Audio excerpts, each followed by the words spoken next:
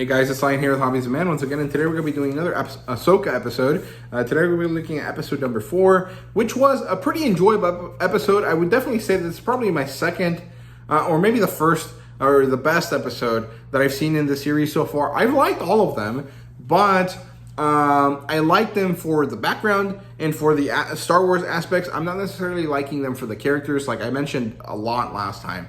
I don't care about Sabine. I don't think her character is interesting. And I think that Ahsoka is being played a little bit too stoic, a little bit too quiet for the type of character that I know Ahsoka as. So in that sense, the characters are failing, but the thing is that they're failing a lot less than Boba Fett or Obi-Wan. And so I'm liking them quite a bit more than those characters, the way that those characters were treated. And so this is maybe the third best thing that Disney has put out, with the first one being Andor. Or maybe the fourth one, actually. The first one being Andor, the second one being Mandalorian seasons 1, 2, and, the extra episodes from Book of Boba Fett, and maybe some of the episodes from season 3. Then we have Rogue One, because that movie is good, even though I don't really care too much about it. And then Ahsoka. That means that the only other things that are left are Resistance, which I don't give a shit about, Rebels, which I also don't care about, and then the sequel movies. I don't like any of them. I like the first one, but it's hard to enjoy it when I know that it goes badly, that it doesn't go anywhere meaningful. And then what else is there? Obi-Wan and Boba Fett. Boba Fett's probably the worst one. Obi-Wan has some good moments, but most of it is not that great. And so, that's the leftovers. None of that stuff is ranked. I don't give a shit about any of it. But Ahsoka is not too bad.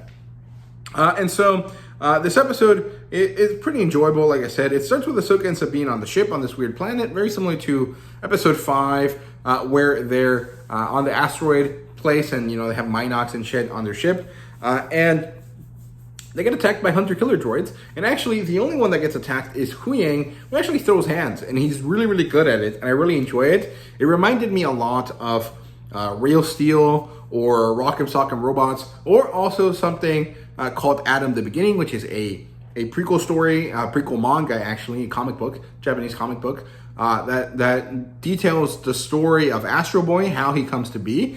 And that series has a lot of robots that fight each other, and it's really, really good. I really enjoyed it.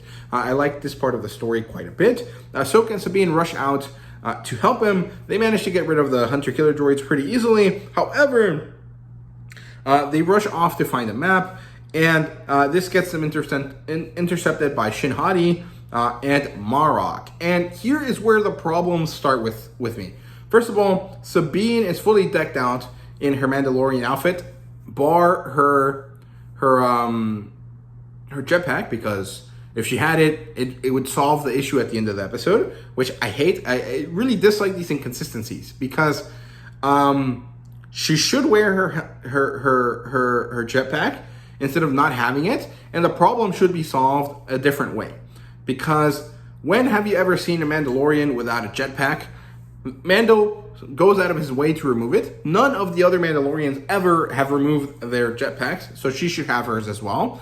And that's kind of annoying. But she ends up battling Shin, and Ahsoka battles Marok. And so Ahsoka's battle with Marok is quick and fast. It has definitely a lot of like samurai vibes to it, kind of like the one scene in Rebels where Obi-Wan Kenobi fights Maul for the last time.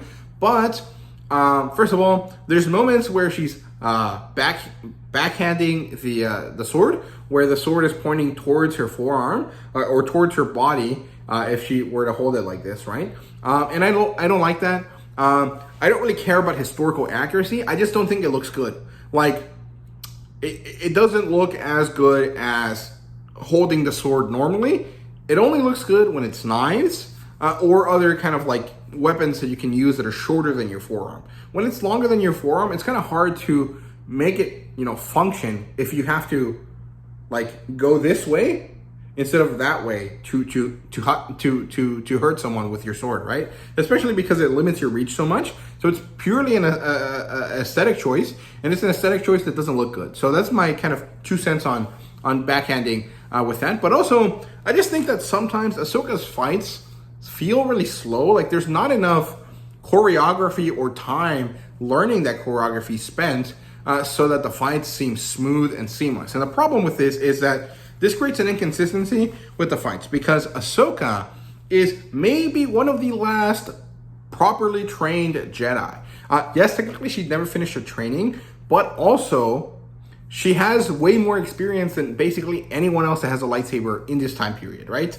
Except Balon, clearly. And so she should be wiping the floor with anyone else that has a lightsaber, except maybe Balon. And so the fact that she not necessarily struggles with Marok, but the fight takes so long is not great. And also that it doesn't look as good or as polished as the prequels is not great either. I don't like that. I think they really should have spent as much time as possible honing that in, because that is ultimately the thing that draws people to Star Wars. It is those cool fights.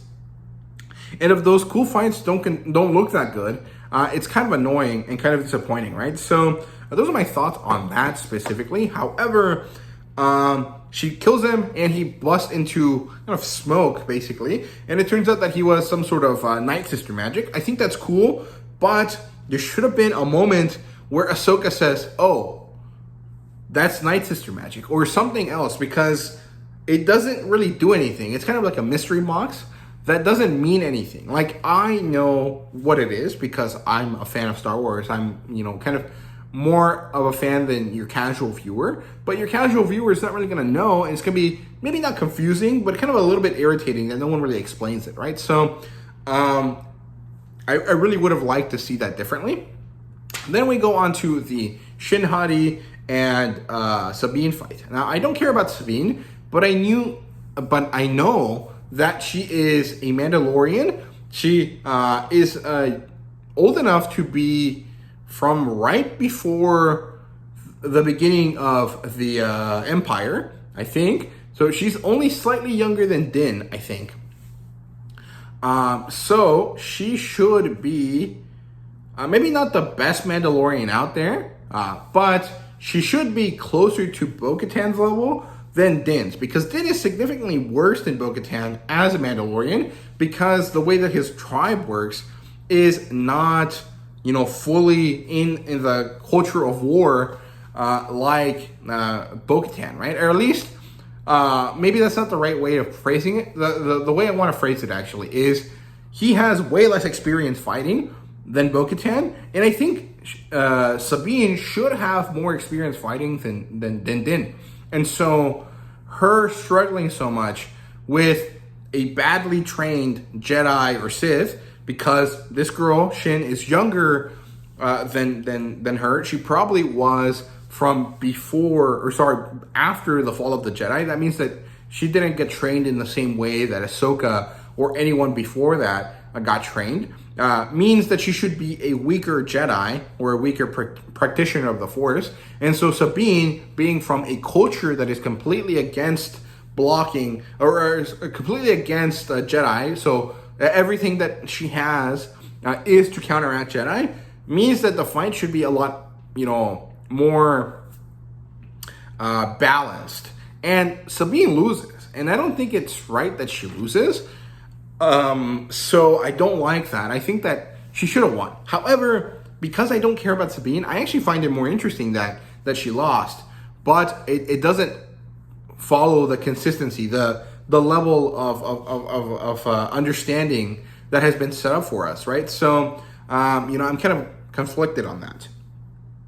But she does use some of her Mandalorian strats, and so I think that was good to highlight that. But the fact that they don't help her win kind of sucks, right?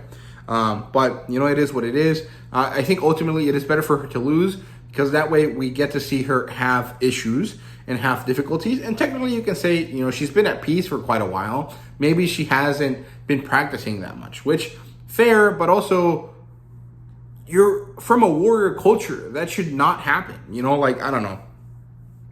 Then we move on to Morgan Elsbeth talking to Balon. I would have liked to see her react to Marok dissipating. I think that would have been a good way of highlighting the fact that it is Night Sister magic. But I don't think they did that. And then she leaves. Ahsoka meets with Balon. They have a fight. It's actually good, but again, it's so slow, and these should not be slow fights. I don't want them to continue to use the same kind of fighting style that we saw from Obi-Wan and Darth Vader in episode 4. I think they should have done a much more energetic fight. And I really wish that would have happened. Also, I'm not really sure about Balon's age, but if he was in his 20s, he would be in the same kind of league as Anakin, and so he should be better than Ahsoka. So I guess him winning actually makes sense. But some of the scenes in their fight were not that great. There was this weird thing where Ahsoka does like a split in order to hold one leg against a rock so that Balon can't push her back. But I feel like that is a worse position to be in than standing your ground with both feet and holding him back. Because it's easier to lose balance if you're not on both feet, I think, right? So I'm not really sure about that. I think they were going for something cool, but it doesn't look that great. It looks kind of ridiculous, right? So I don't know. But I like that he wins. And I really wish that it was prequel levels of fighting. That's just me. Sabine is convinced to give them the map because she ended up getting it in the chaos of Ahsoka dying, in quotation marks. And I don't like this because it doesn't work. I don't know. Like, to me, I feel like she spent so long in a war. She knows the difficulties that come with that. And this would have been a pretty standard choice to take. Do we stop this war before it begins? Or do I save my friend that I've already lived without for quite a long time, right? I feel like the answer is pretty clear. And the fact that she doesn't really even bother to think about it all that much kind of sucks. Also, the fact that she apparently is supposed to love all of the people that she's friends with, like family, makes it worse because she barely reacts when Ahsoka dies. And so bad acting, I guess, is the way to call it, or maybe bad directing might be a better thing to say. I don't know. Either way, this reaction of hers is not the best, but it ends up with a good cliffhanger here, where we get to see Ahsoka enter into the world between worlds and meet Anakin. I don't like that Anakin has this like washed out, fake de-aging thing because of one thing. This is a metaphysical world. This is not actually the reality. He doesn't have to look like he did in Revenge of the Sith. He can still have that outfit and that hair, but his face can be older. Because what if he's projecting himself as the way that he wanted to look at age, whatever it is that his age is, right? I think at this point he'd be like in his 50s, 56, 57, something like that. Maybe entering into his 60s. The actor's 45, and that could have worked. They could have just put him in as a 45-year-old, and they didn't have to do anything. They could have kept him. I mean, it's so weird that they make these choices, because when they should have made him younger, in the Obi-Wan show, they didn't bother, and so he looks really kind of old for that scene. And then now that they could have left him as normal, they don't, and they put so much CGI on him that he looks like a Ken doll. And it's such a stupid choice. Now, the way I see it, I think, is that they were overcorrecting because they saw so many people bothered by the fact that there was no de-aging on the Obi-Wan scene. However, that's so stupid because this is the one time where it makes sense for him to not be de-aged. Why would you bother wasting your money and time on that?